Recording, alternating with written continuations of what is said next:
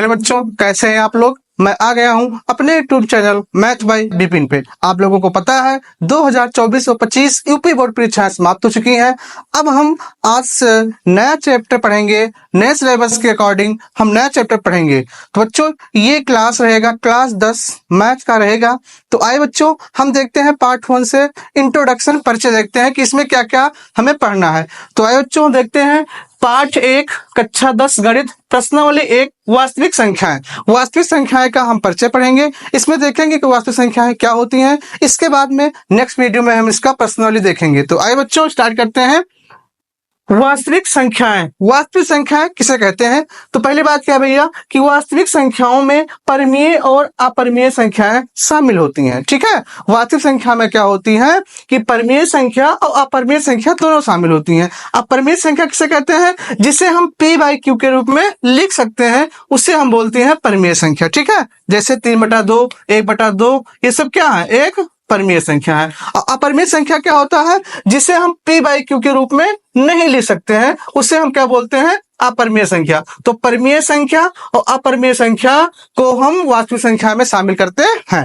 दूसरा पॉइंट क्या है कि वास्तविक संख्याओं को संख्या रेखा पर दर्शाया जा सकता है। मतलब वास्तविक संख्याएं जो होती हैं उसको हम संख्या रेखा पर दर्शा सकते हैं। कैसे, मान लीजिए यहाँ पर 0 है, 1 है, 2 है, 3 है। ठीक है, इधर -1, उधर -2। इन वास्तविक संख्याएं को हम संख्या रेखा पर क्या करते हैं, दर्शा सकते हैं। ठीक है, तीसरा पॉइंट क्या है, तीसरा पॉइंट क्या लिखा हुआ कि वास्तविक संख्याएं धनात्मक और ऋणात्मक हो सकती हैं। जो वास्तविक संख्याएं होती हैं बच्चों, वो क्या होती हैं, धनात्मक भी हो सकती हैं और क्या हो सकती हैं, ऋणात्मक भी हो सकती हैं। ठीक है, जैसे देखिए यहाँ पर -1, -2, ठीक है, 2, 1, ये क्या है, ये पॉजिटिव है, ये क्या है, नेगेटिव है, और दोनों क्या हो जाएंगे, वास्तविक संख्याएं हो जाएंगे। ठीक है, देखो 0 और 1, 1, 2, 3, इनके बीच में 1/2, तो ये भी क्या है, एक परिमेय संख्या है। तो परिमेय संख्या किसमें शामिल होती है, वास्तविक संख्या में होती है। ठीक है, -1, -2, ठीक है, ये क्या भैया, ऋणात्मक है, ये भी क्या है, वास्तविक संख्या है। ठीक है, अपरिमेय संख्या किसे क्या बोलते हैं,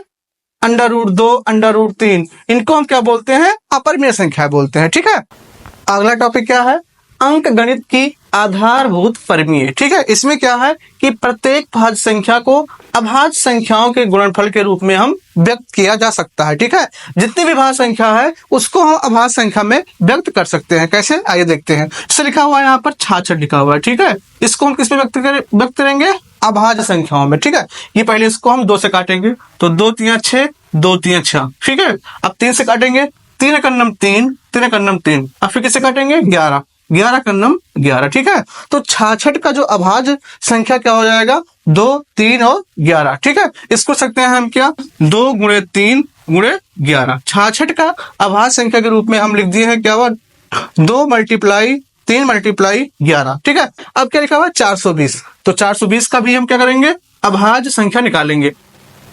तो 2 दूना 4, 2 एकम 2, 2 0 0, कट गया।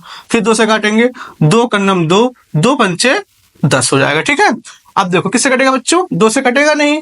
अब इसको हम 3 से काटेंगे, तो 3 त्रिक 9, 1 बच गया, 3 बचे 15। अब 3 से कटेगा नहीं, अब किससे काटेंगे हम, 5 से, तो 5 से 35। ठीक है, कट गया। अब किससे काटेंगे हम, 7, तो 7 एकम 7। तो 420 का जो अभाज्य संख्या क्या हो जाएगा, 2 × 2 × 3 × 5 × 7। इसको हम व्यक्त कर सकते हैं। तो इसको लिखेंगे 2 × 2 × 3 × 5 और × 7 हो गया। ठीक है, ये क्या हुआ, 66 क्या है, एक भाज्य संख्या है। भाज्य संख्या को हम अभाज्य संख्या के रूप में इसको हम तोड़ दिए हैं। ठीक है, 420 क्या है, भाज्य संख्या है, इसको हम अभाज्य संख्या के रूप में हम तोड़ दिए हैं। ठीक है बच्चों, इतना बात क्लियर हुआ। अब देखते हैं एचसीएफ तथा एलसीएम अभाज्य गुणनखंड विधि से। ठीक है, मतलब लासा और मासा हम किसे निकालेंगे, अभाज्य गुणनखंड विधि से। अब देखो यहाँ पर क्या है, दोनों संख्याओं में से हम जो सबसे कम होगा उसी को लेंगे। ठीक है, तो यहाँ पर देखो 2 की पावर 1 है, यहाँ 2 की पावर कितना, 2 हो जाएगा। तो सबसे कम क्या है, 2 की पावर 2, तो क्या ले लेंगे भैया, 2 ले लेंगे। ठीक है, यहाँ पर 3 है, यहाँ पर 3 है, तो क्या ले लेंगे, 3 ले लेंगे। ठीक है, यहाँ पर 11, यहाँ पर 11 नहीं है, नहीं लेंगे। यहाँ पर 5 है, यहाँ पर भी 5 नहीं है, तो इसको नहीं लेंगे। यहाँ 7 है, यहाँ 7 नहीं है, 7 नहीं लेंगे। ठीक है, तो 2 3 कितना जाएगा, 6। तो अभाज्य गुणनखंड की वजह से हमारा जो एचसीएफ मतलब मासा जो आया है, कितना आया है, 6 आया है। ठीक है, अब निकालते हैं क्या, एलसीएम। अब देखो जो हाईएस्ट पावर होगा उसको लेंगे। तो यहाँ पर देखो 2 की पावर 1 है, 3 की पावर 1 है, 11 की पावर 1 है। यहाँ पर क्या है, 2 की पावर 2 है, 3 की पावर 1 है, 5 की पावर 1 है और 7 की पावर 1 है। ठीक है बच्चों, तो 2 की पावर 2 हाईएस्ट पावर है तो इसको ले लेंगे। 2 की पावर 2, देखो यहाँ पर 3 की पावर 1 है, यहाँ पर 1 है तो भैया 3 ले लेंगे ऐसे। ठीक है, अब देखो यहाँ पर क्या है, 5, हाईएस्ट पावर 1 ही है, 5 ले लेंगे।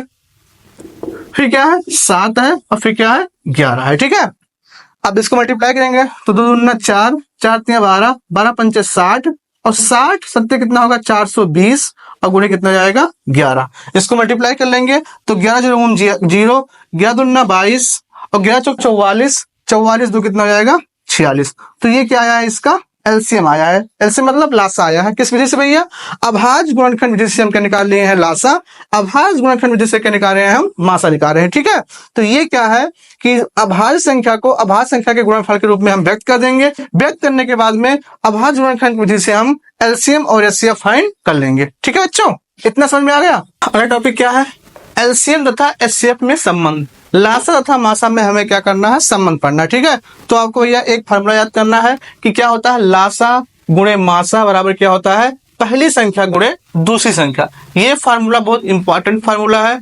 ठीक है, ये भैया हर जगह इसका काम लगता है। ठीक है, इसको बहुत ध्यान से देखिए, इससे 1 नंबर का क्वेश्चन भी आपको यूपी बोर्ड या एनसीईआरटी यूपी बोर्ड में मिल सकता है। इसमें एक उदाहरण देखते हैं कैसे लगेगा भैया। इसमें क्या कहेगा, दो पहली संख्या दे रखा है 66, दूसरी संख्या दे रखा है 420, इसका मासा दे रखा है 6।